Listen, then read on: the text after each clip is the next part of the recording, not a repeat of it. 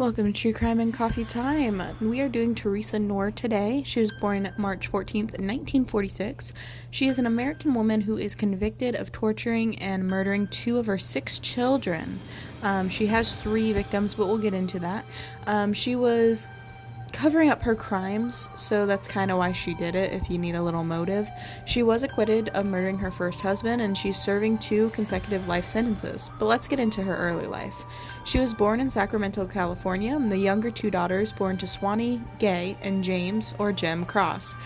Teresa's mother had a son and a daughter from a previous marriage. Her father worked as an assistant cheesemaker. Normal, right? In the late 1950s, her father, Jim Cross, was diagnosed with Parkinson's disease, forced him to quit his job, depression, frustrations, and he took that out on his family. Teresa was really close to her mother, apparently, and was kind of devastated when she died of congestive heart failure, like many of us would.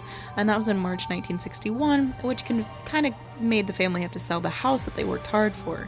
She did have some marriages. On September 29, 1962, she was 16 and married a man, dropped out of high school, became pregnant, gave birth to her child, Howard, in 1963.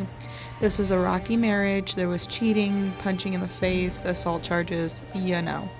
They split up eventually because of violence and murder. I mean, were they still together then? That's a deep question. But she said she was acting in self-defense. She was pregnant with her second child, claimed that she had shot him because he was a violent alcoholic who was getting physically abusive. So the prosecution was like, I don't know, this seems a little wonky.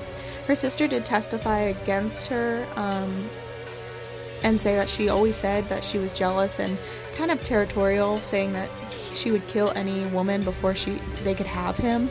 So she had these violent tendencies. She had several marriages. We won't get into all of them, but her final marriage was to Sacramento Union editor Chester. She married in August 1976. Her daughter grew very close to him, and that made her jealous. So then she's like, we're getting divorced. And then she found out that he also enjoyed nude photography, which was consensual, so I'm not sure why she was like, oh yeah, you like photography. There's that child abuse in her life as well, where she was abusive to her children, and that's why her child Susan and Sheila were both found deceased because of her. She had that arrest and conviction. You can see, like, she really needed therapy, like, a lot. I mean, let's be real, she had all this stuff. She even had her sister that was murdered, and they reopened the case after her arrest. Like, she needs to be where she's at. She needs help. Like, I'm glad that she's serving 2 life sentences, because if you actually got into all of Teresa's life, you would be like, you should have got help sooner, honestly, because wow. Anyways, I encourage you to do your own research, because we can only scratch the surface with this one. She had several marriages, several accidental deaths around her, and of course her sad children that suffered the consequences.